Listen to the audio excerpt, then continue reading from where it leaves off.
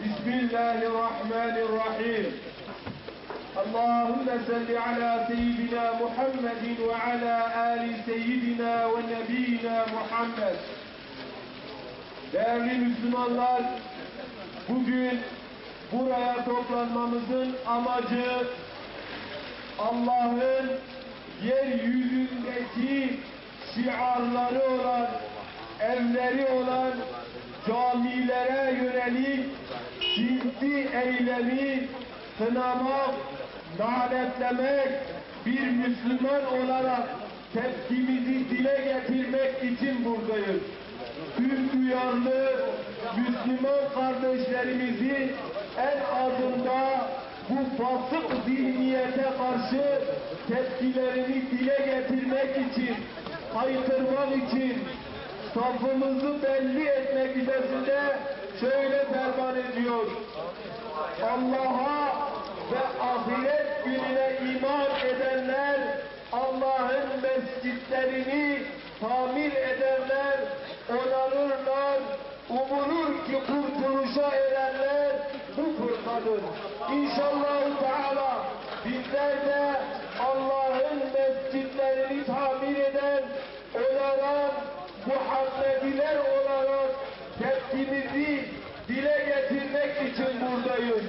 Canı gönülde, samimi bir şekilde şu fasık zihniyete, şu zalim zihniyete, Allah'a, Allah'ın Resulüne, yeryüzünde Allah'ın camilerine karşı şu tepkiyi gösteren zalimlere karşı cami ehli olduğumuzu inşallah Teala göstereceğiz. İnşallah Teala Hazreti İbrahim'in safında olduğumuzu burada bir daha haykıracağız. Çünkü bu Kur'an'a uzanan bir eldir. Çünkü bu savaş Allah'a açılan bir savaştır. Çünkü bu savaş Hazreti Resulullah'a açılan bir savaştır. Tekbir! Tekbir! Ve diyoruz ki bu zalim zihniyete seslenerek, haykırarak bizler bir atalarımızın, babalarımızın, o zihniyete mensup olanların türemiş olduğu bir köysünüz. Atalarımız, babalarımız camilerimizin kapılarına kilit vurarak, camilerimizi ahıra çevirerek bu zulümlerini tarih boyunca göstermişlerdir. Onların torunları da, onların nesli de bugün camileri yaparak, mescitleri ateşe vererek, Allah'ın evine karşı savaş açarak bu tepkilerini dile getirmişler. İnşallah Teala biz Müslümanlar da duyarsız kalmayacağız, sessiz kalmayacağız ve inşallah basın açıklamamızı yaparak en azında bir ses olarak, bir tepki olarak camilere karşı girişilen bu sinsi eylemine kınayarak Muhammed'i safta olduğumuzu da göstereceğiz. Cenab-ı Allah hepinize razı olsun. Şimdi basın açıklaması. Muhammed aşkına tekbir! Tekbir! Tekbir! Camileri yapanlar cehennemde yansınlar. Camileri yapanlar cehennemde yansınlar. Camileri yapanlar cehennemde yansınlar.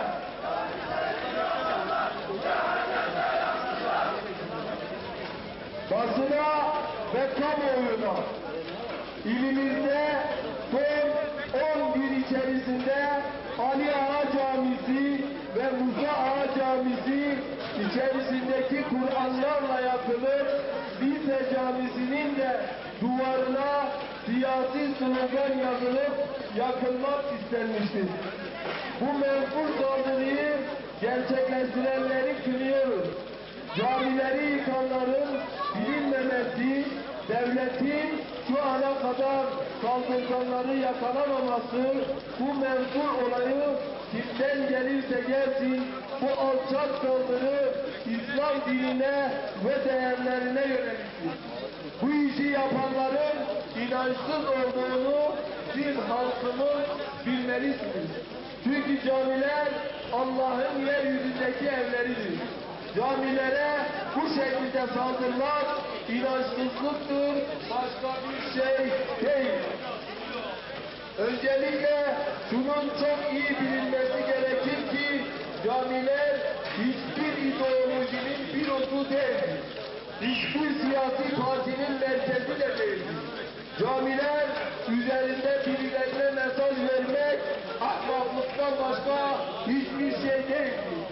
Savaş dönemlerinde bile kutsal mekanlara saldırmanın yasaklandığı İslam dininin kutsal mekanlarına bu denli alçakça saldırı kabul edilir bir durum değildir.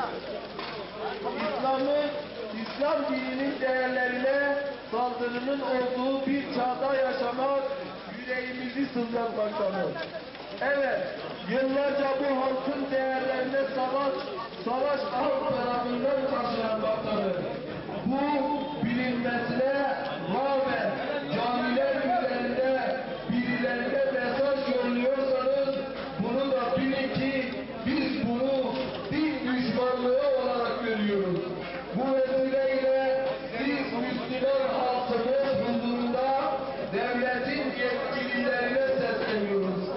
Elinizdeki imkanlarınızı seferber ediniz.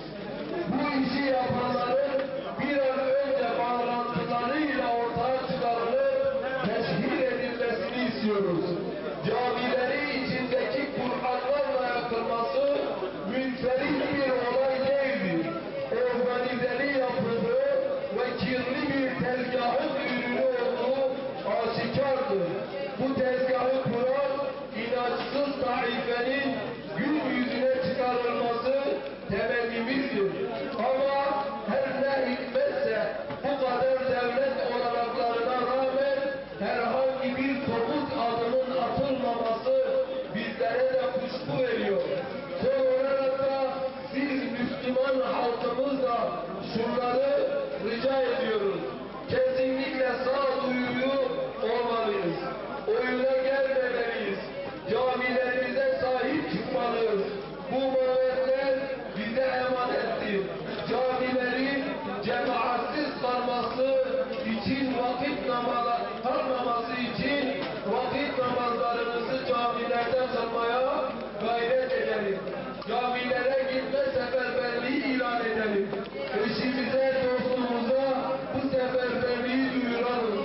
Camilerde Kur'an okuma haftaları kuralım. Camileri şu anki durumundan kurtarıp Peygamber Efendimiz sallallahu aleyhi ve sellem dönemindeki duruma getirelim. Yani camileri sadece namaz kılma yeri değil, hem dini sohbet yeri, hem de buluşup paylaşma yeri, hem savaş talimatlarının verildiği yer, hem de tutukluk ve sorunların çözüldüğü mekan olarak kullanalım.